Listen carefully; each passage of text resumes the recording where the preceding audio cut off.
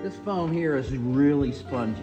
Even though it's like this thick, it just squishes down to nothing. Now it squishes on a spring bed, but this square here has almost 4 inches of that really firm foam. And Andy's kind of a big guy. This truck is used to pull big boats, like from maybe here to Florida, literally. Transport, that kind of thing. So he's in it for a while.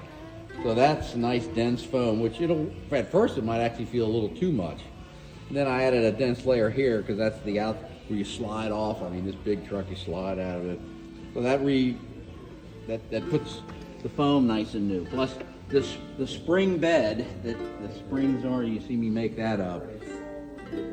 That I use that black Herculon. That was actually all broke up, so that was making them sit in a hole because that's what holds you up and allows the spring movement.